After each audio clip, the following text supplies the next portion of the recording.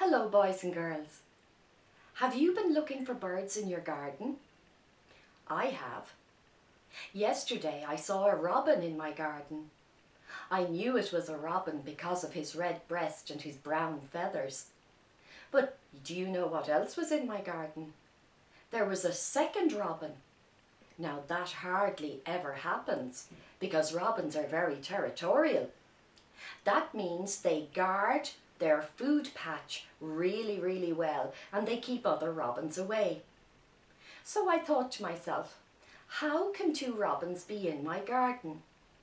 And I looked closely at the second robin and I saw that the plumage was different. Plumage means feathers. This robin was not as red and not as bright as the first robin. So then I realized it must be a pair. It must be a pair of nesting robins, and they were collecting materials to build their nest so the female robin could lay her eggs.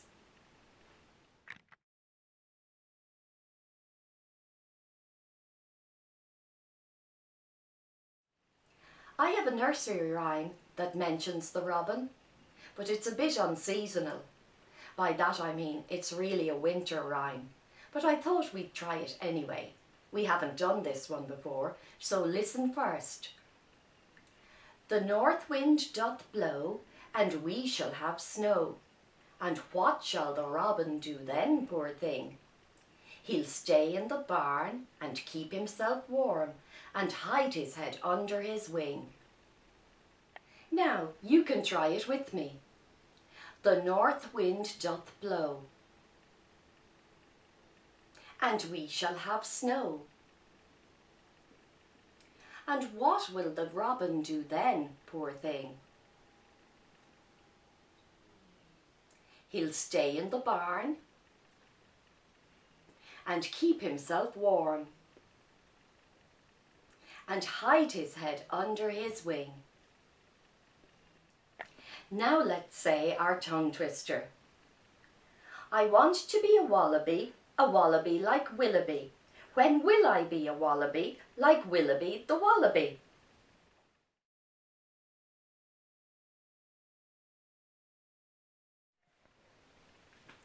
Dia Yeeve. Sha I Nuala. Dia Gwit Nuala. Dia Gwit a Vuntor. Sha A Colm. Dia Gwit a Colm. Dia Gwit a Vuntor. Dia Yeeve.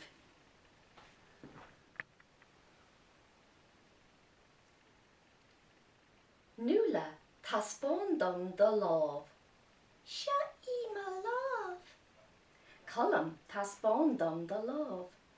Sha I ma love. Nuala tá spón dom the cheann. Sha I ma cheann. Colm tá spón dom the cheann. Sha I ma cheann.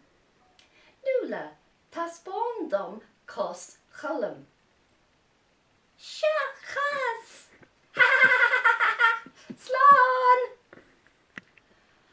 Love ella a haen a do. Cos ella a haen a do. Suil ella a haen a do. Cluas ella a haen a do.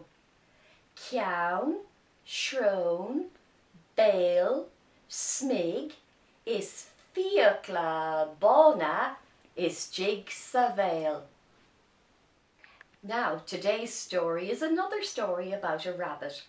This story is called Osbert and Lucy, and it's by Ronald Burns. Somewhere in a small town there was a certain house. Mr. and Mrs. Good lived there with their dog, Osbert. In the back garden there was a little hutch where Lucy, a white rabbit, lived. Osbert and Lucy were good friends. Osbert Good was a very nice dog, except for one thing. He liked to listen at doorways. One day he overheard 3 words that made him very upset. They were delicious, rabbit, and dinner. This could mean only one thing. No, they couldn't. They mustn't eat his friend Lucy. Osbert hurried into the garden to tell Lucy what he had overheard. Lucy didn't like the idea of becoming dinner for Mr. and Mrs. Good, but Osbert had a plan. They would run away together. In the middle of the night, Osbert opened the door to Lucy's hutch, and out she hopped. She put some lettuce leaves in a tiny bag. Osbert took with him a bone and an umbrella. They set off together into the night. Although Osbert walked slowly, Lucy had to hop very quickly to keep up. The rain fell in big drops, making large puddles on the pavement. "Oh, what shall we do? Where shall we go?" wailed Lucy. "Everything will be all right as long as we stay together," said Osbert. Soon they came to an empty house. There was a sign outside saying, "For sale." "Let's rest here for a while," said Osbert. He took the raindrops from his umbrella while Lucy held the bags of food. As Lucy leaned against the door, it began to open. Cautiously the two friends crept inside and bravely climbed the stairs. "No one will find us here," said Lucy, beginning to feel better. They were both tired and hungry. Lucy nibbled her lettuce leaves and Osbert gnawed his bone. Soon they were both fast asleep. They woke up as the dawn sunshine shone through the dusty window. Osbert and Lucy peered outside together. This was what they saw. There was a neat garden with flower beds. There was a vegetable patch. There were some fruit bushes. And beyond the gate there was a leafy wood. They raced downstairs. The back door was locked, but at the bottom they found a cat flap. Lucy slipped through easily. Osbert found it rather difficult, but he squeezed and he huffed and he pushed and he puffed, and eventually he found himself outside. "Oh, it is lovely!" cried Lucy, looking around the garden. Soon she was enjoying a fine breakfast of tender lettuce leaves and fresh carrots. Poor Osbert wandered about, hoping he could find something to eat. If only he were a vegetarian too. Then he noticed a packet near the wall. Inside were some sandwiches, corned beef, cheese and ham. He was so hungry and in such a hurry to eat, he dropped most of the slices of bread. Birds flew down from the trees and snapped up the bread. Ants scurried from the cracks in the path and carried the jammy bits away to eat at home.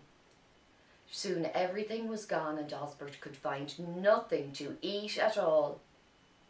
Lucy loved life in the garden. She found plenty of carrots and lettuce leaves. But poor Osbert grew hungrier and hungrier. He sat down in a corner of the garden and wished, if only sausages, bones, lamb chops and biscuits grew on trees. But they didn't. Osbert thought about his comfortable home, his regular meals and his basket. Then he thought about his favourite ball and his collection of squeaky toys. He became very sad and great big tears rolled down his nose. "Rabbits can live in the wild," he said sadly, "but dogs need a home and a bone and a warm dry basket." He wandered off to find Lucy. She was holding hands with another rabbit. "This is Henry," she explained. "He came over from the woods where he lives.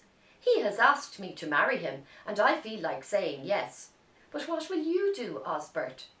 "Congratulations," said Osbert. "Oh, I do hope you'll be happy. Please don't worry about me. I'll go back home. After all, I don't think they'll eat me for dinner." So Lucy and Henry were married. When Osbert reached home again, Mr. and Mrs. Good were very pleased to see him. "How clever of Osbert to find our lost umbrella," they said. "What a pity he couldn't have found Lucy as well." Later that same day, after eating a good meal of leftover chops, Osbert began listening at the door again. This time he heard the words, "delicious," "dinner," and now, "the dessert." Mrs. Good walked out from the kitchen carrying a large, pink, wobbly jelly rabbit. Osbert felt rather silly. So they hadn't meant to eat Lucy after all.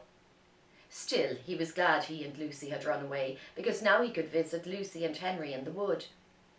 They have a very large family with many children, a number of grandchildren and several great-grandchildren. And Osbert knows that although he needs a home and a bone and a dry basket, Lucy is much better off where she is.